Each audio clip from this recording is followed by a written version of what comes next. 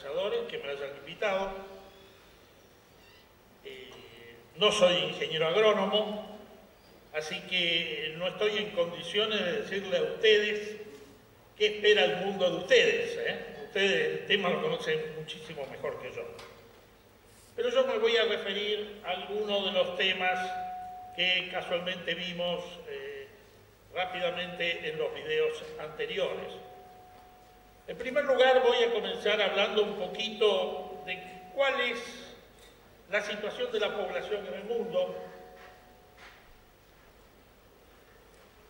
Ustedes saben que el hombre surgió sobre este planeta hace 5 millones de años, más o menos. Apareció en África y de ahí se fue distribuyendo hacia los distintos lugares y zonas del mundo. En el año 1 de nuestra era, éramos 200 millones de habitantes. Como ustedes pueden ver ahí, en 1750, cuando estaba comenzando la era industrial, estábamos por debajo de los 800 millones y la población ahí empezó a crecer más rápidamente al mismo tiempo que bajaba la tasa de mortalidad. Fíjense ustedes, en 1800 la tasa de mortalidad infantil llegaba a 250 por 1000 y hoy hay países en el mundo que están en el 2 por 1000. Hong Kong está en 1,5 por 1000. Suecia está en el 2 por 1000. Japón estaba cerca del 2 por 1000, bueno, ahora ha sido afectada por estos inconvenientes energéticos y terremotos y tsunami, pero fíjense ustedes realmente cómo se ha avanzado. En el 2011 estamos en los 7.000 millones de personas. La población está creciendo al 1,1% en baja. En los próximos años pasaremos al 1,08, después pasaremos al 1,0,5. Así que la población va creciendo cada vez más lentamente y en muchos países hay un decrecimiento de la población. Recién en el video veíamos el caso de China. China tiene en este momento 1.340 millones de habitantes y va a seguir creciendo hasta el año 25.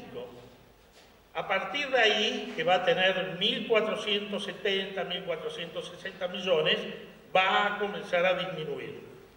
El país que dentro de 10, 15 años va a estar en el primer lugar en el mundo en cuanto a su población va a ser la India.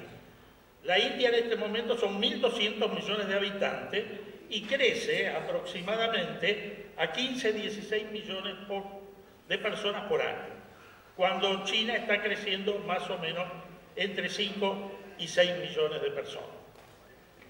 De por sí, la India va a seguir creciendo y hacia el año 25, 26 ya va a ser el primer país del mundo en cuanto a la población y después hacia el 2050 va a tener más o menos una población de 1.700 millones de habitantes. ¿Cómo va a evolucionar la población? Según los cálculos de los demógrafos, en el 2050 va a estar cerca de los 9.000 millones de habitantes.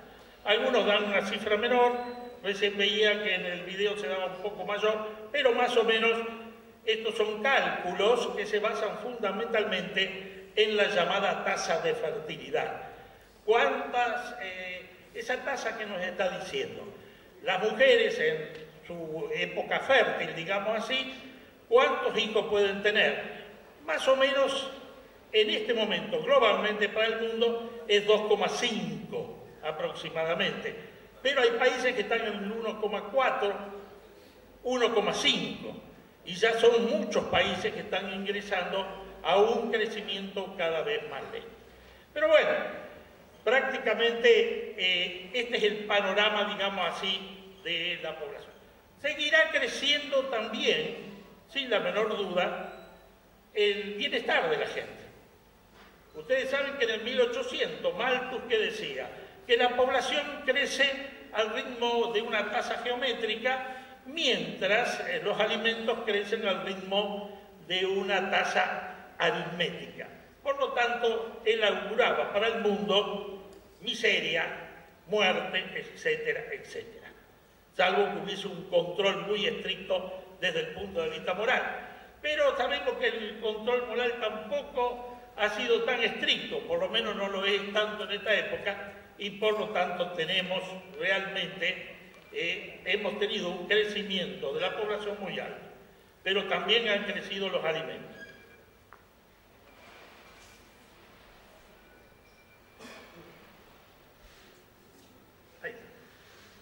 ¿Cuántos alimentos se producen en el mundo? En el mundo se producen aproximadamente 5.000 millones de toneladas de alimentos. La FAO, en su última publicación, enumera los 20 principales alimentos que totalizan 4.900 millones de toneladas y un valor de aproximadamente 1,2 billones de dólares. Cuando yo digo billones, me estoy refiriendo fundamentalmente a millones de millones, no al billón americano, que es 1.000 millones, sino millón de millones.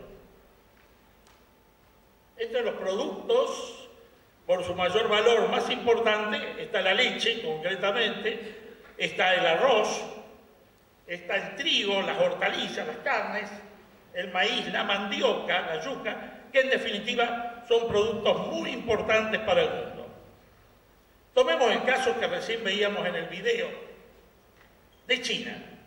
China en la época de Mao, hace 40 años atrás, consumía 5, 6, 7 kilos de carne per cápita por año. En este momento China consume 65 kilos de carne, fundamentalmente carne de cerdo, carne de aves y algo de carne de vacuno, pero muy poco. En realidad, la producción de carne de China son 80 millones de toneladas en conjunto. Y si ustedes hacen una relación, ¿cómo se alimentan esos animales, esos cerdos o esas aves? 80 millones de carne.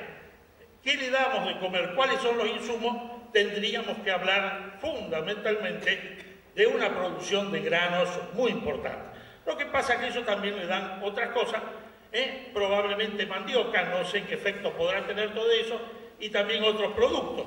Pero en realidad, China hoy, con una producción de maíz de 160 millones, 170 y a veces menos de toneladas, no puede cubrir esas necesidades.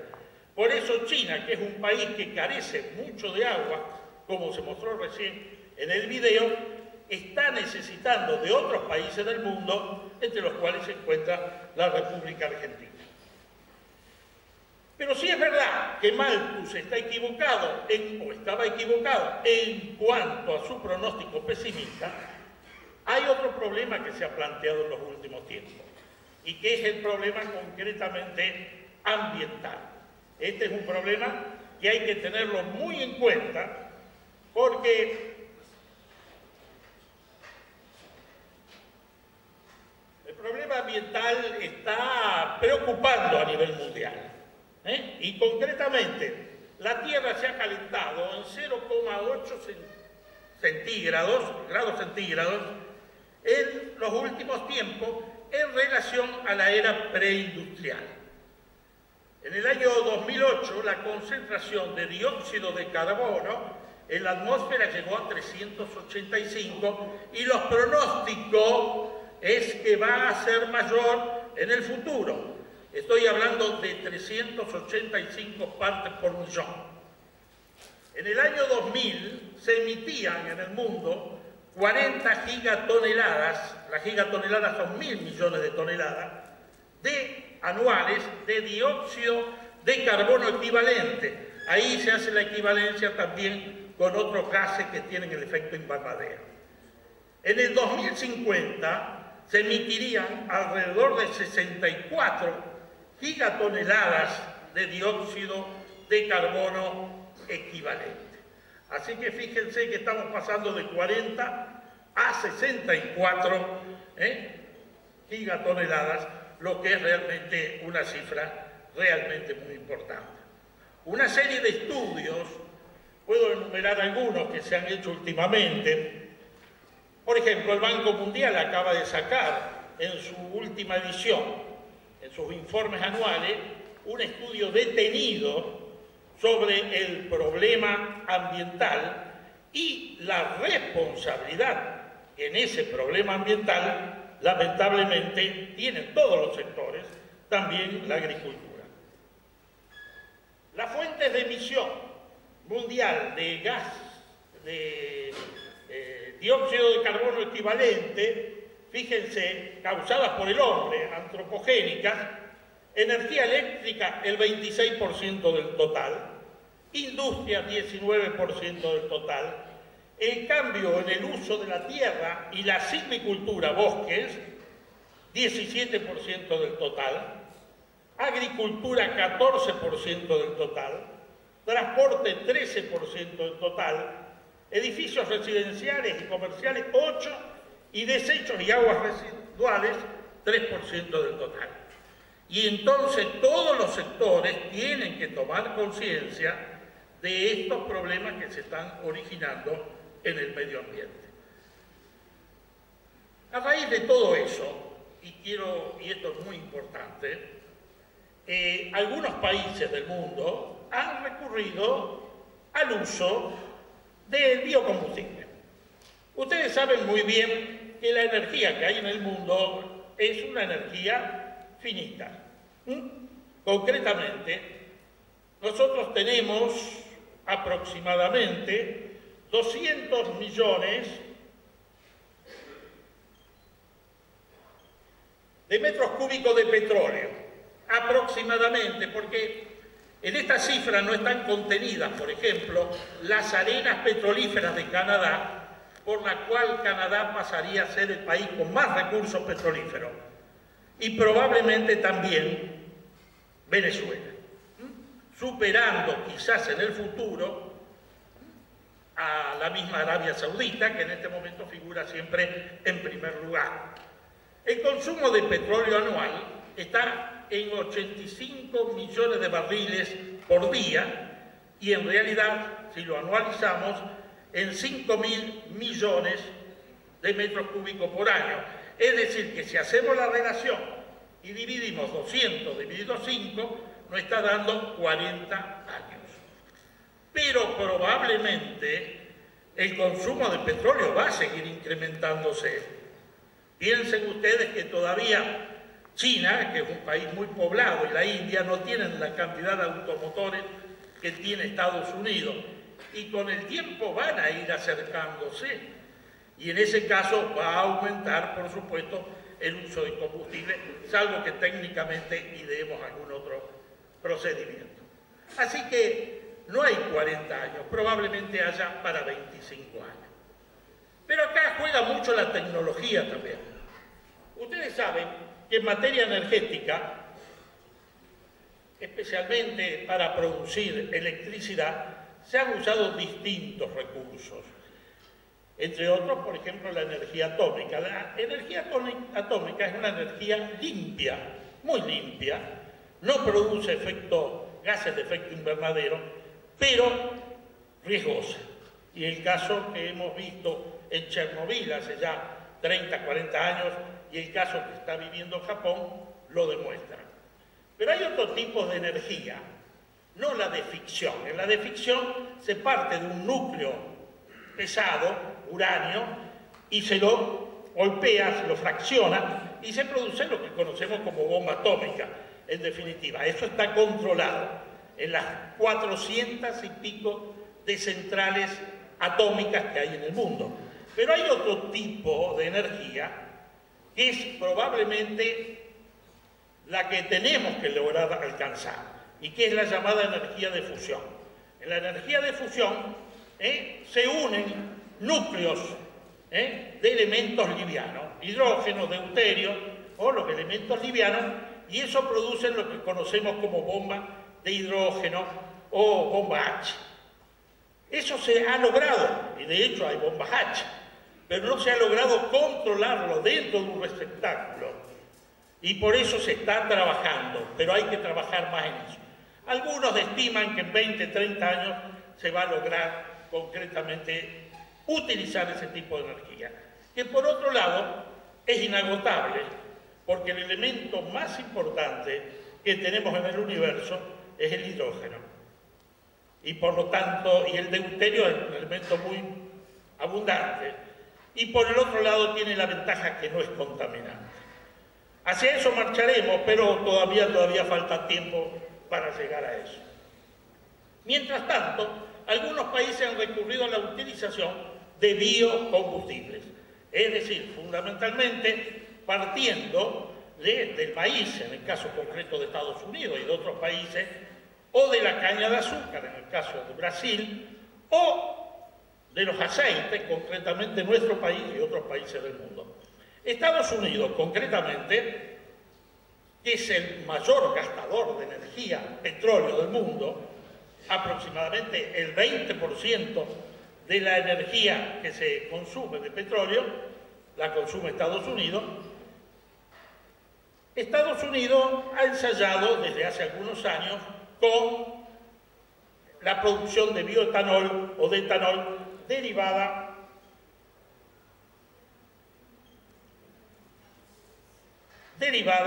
del maíz. El año anterior utilizó 127 millones de toneladas de maíz. Este año utilizaría un poquito más, 128 están estimando algunos. Y por supuesto, eso es lo que le ha dado impulso también en los últimos años al precio del maíz. Pero hay que recordar lo siguiente. El galón de bioetanol producido en Estados Unidos tiene un subsidio de 45 centavos de dólar. Y por el otro lado, hay un arancel de 54 centavos de dólar el galón que ingresa de otros países, concretamente del etanol que puede entrar desde Brasil.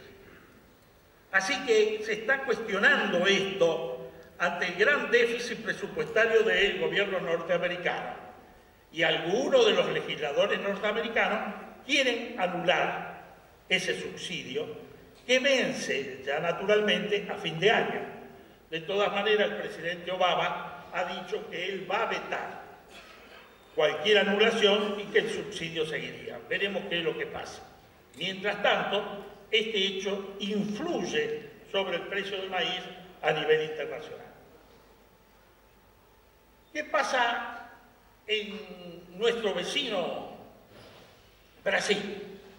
En el mundo se producen aproximadamente 1.700 millones de toneladas de caña de azúcar. El primer productor es Brasil, con cerca de 500 millones. Y Brasil produce bastante bioetanol derivado concretamente de la caña de azúcar.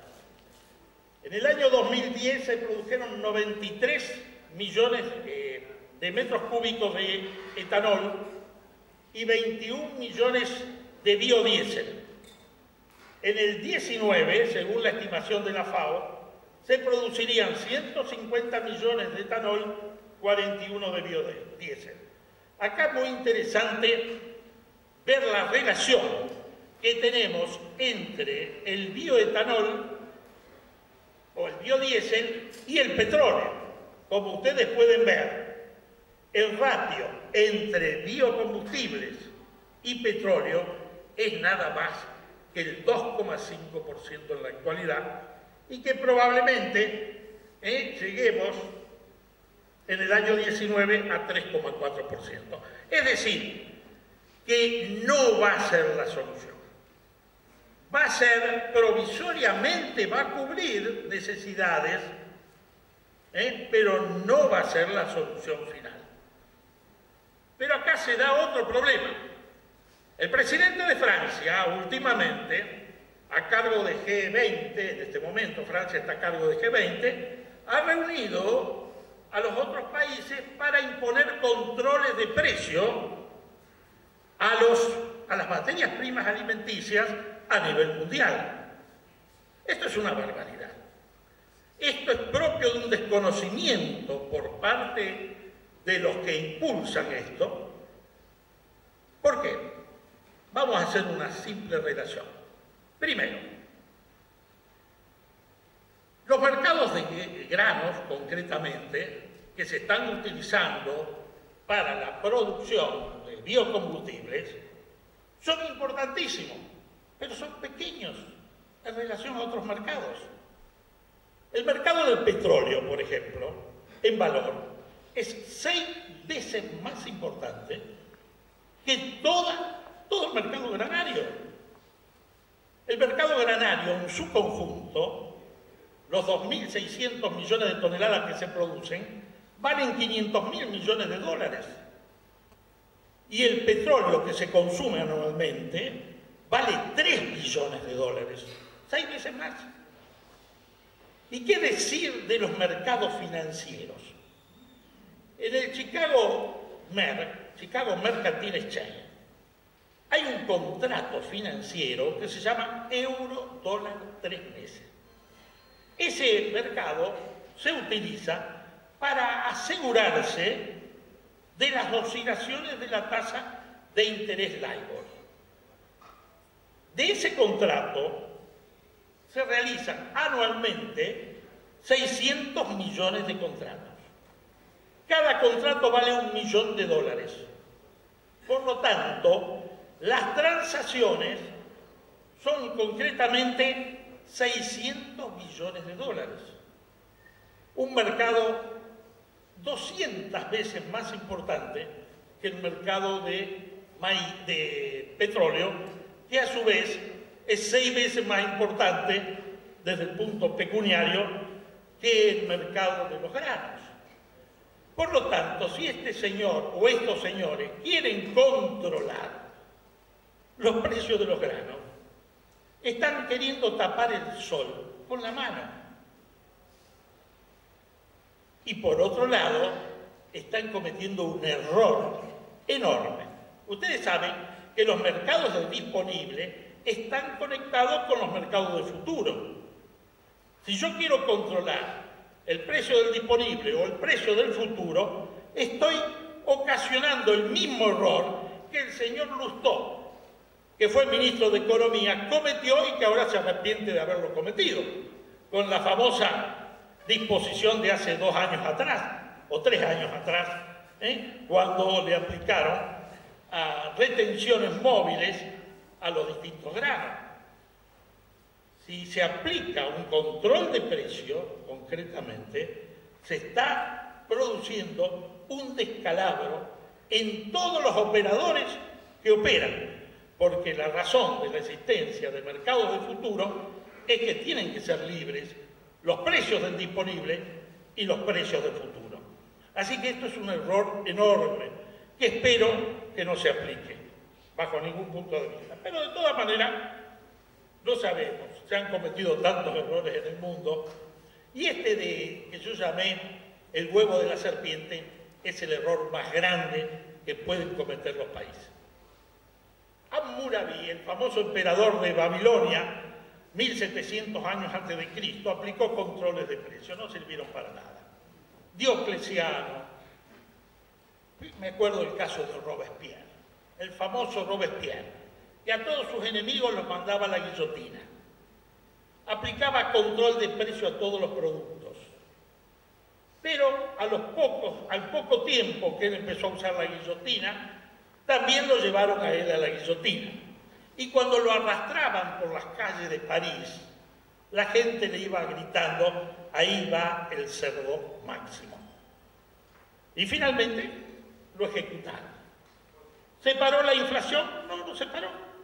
La inflación siguió hasta que a alguien se le ocurrió que para parar la inflación había que destruir la máquina impresora de billetes que fue destruido en la plaza de la Vendôme en época ya de Napoleón.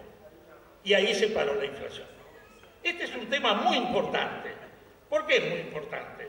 Porque la aplicación de precios máximos, concretamente a los productos agrícolas, afectó ya el mercado de trigo, el mercado de maíz, el mercado de carne y el mercado de energía. Es un problema muy serio en este momento para nuestro país. Fíjense ustedes, en energía tenemos precios controlados y fíjense, comprábamos Le pagamos el gas a $2,50 el millón de BTU a los que producen gas en la Argentina, a 7 o 8 cuando el gas viene de Bolivia, a 14 o 13 cuando viene a través de barcos que descargan en el canal de Bahía Blanca o ahora en el canal de acá del río Paraná, del Paraná de Las Palmas, el gas que se está importando. Resultado de esta política, producíamos 50 millones de metros cúbicos de petróleo, producimos 35. Producíamos 52.000 millones de metros cúbicos de gas, producimos 46. Producíamos, de carne teníamos 60 millones de cabezas, tenemos 49 según lo que dice el señor Iriarte en sus informes ganaderos quincenales. Y también se han producido otros problemas, porque el control de precios lo único que hace es afectar especialmente a los productos más importantes, alimenticios o más necesarios para la población, como son concretamente los recursos energéticos. Vamos a ir un poquito más rápido, porque si no...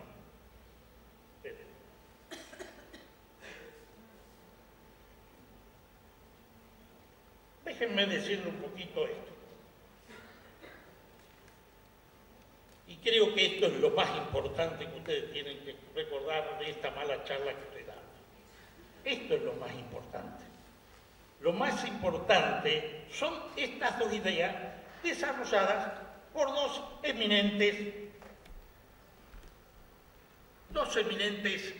científicos. Uno, un economista, Hayek, que dijo que ningún ser humano tiene un conocimiento pleno, sino que por el contrario accede a una partecita. No hay ministro, no hay secretario, no hay planificador que pueda pretender conocer todo. Siempre conocemos una pequeña parte. El conocimiento está disperso. Por el otro lado, todo conocimiento y toda teoría científica siempre es provisoria. Karl Popper, el famoso epistemólogo, decía: el conocimiento científico es intrínsecamente falible. En lugar de intentar probar que estamos en lo cierto, debemos detectar dónde nos estamos equivocando, porque así se desarrolla la ciencia. Y ante estas dos ideas magistrales, no es posible que pueda funcionar una economía centralmente planificada donde los precios son digitados por los gobiernos o por las autoridades. El milagro económico alemán del año 48, ¿por qué se produce? Se produce por dos medidas que tomó en ese momento las potencias de ocupación. La primera medida fue la medida monetaria. Se eliminó el 93% de la moneda alemana. Se cambió la moneda. Junio del 48. Y por el otro lado, Erhard, el ministro de Economía, tomó una medida importantísima. Tiró todos los controles de precios a la basura.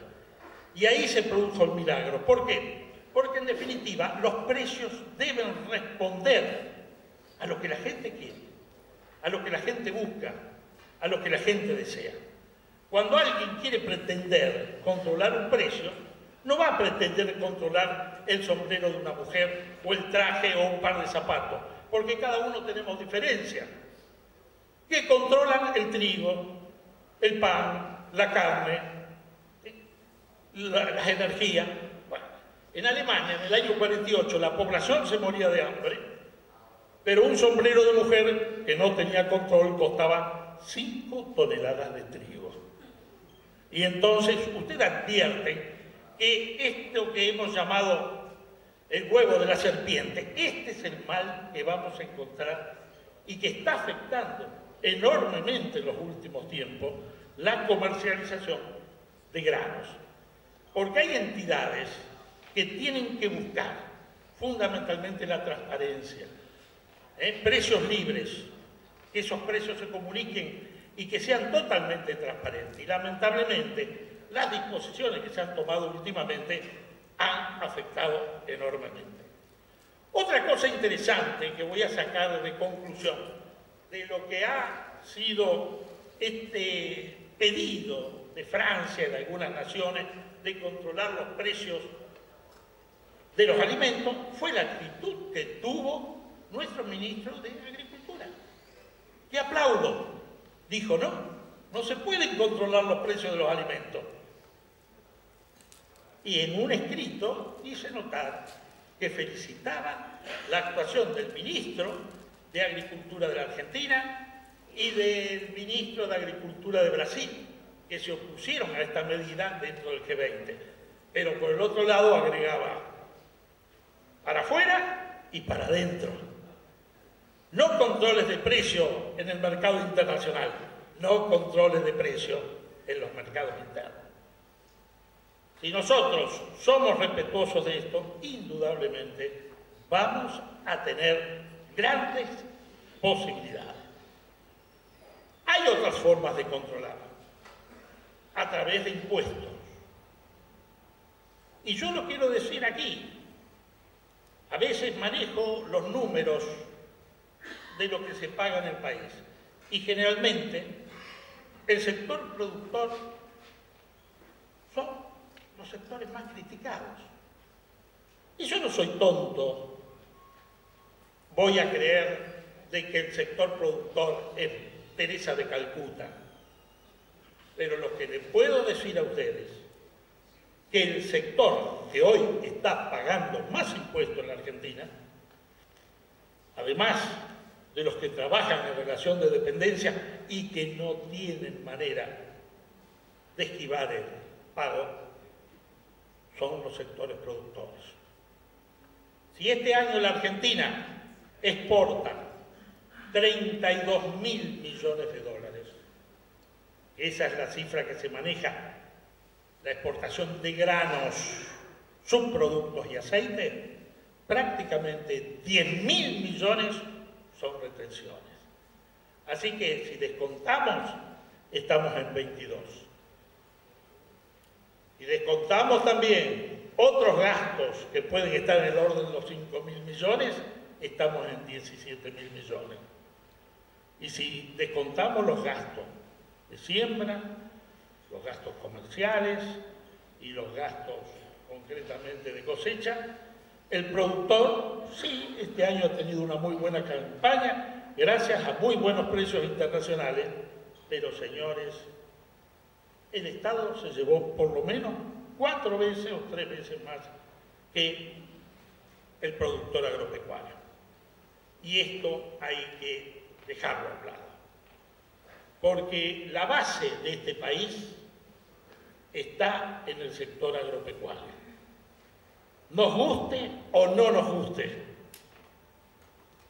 La industria automovilística es muy linda, a todos les gustan los autos, pero la industria automovilística tiene un déficit de divisas, de mucho dinero, entre 10.000 y 15.000 millones de dólares, porque son más los insumos que compramos que los que vendemos.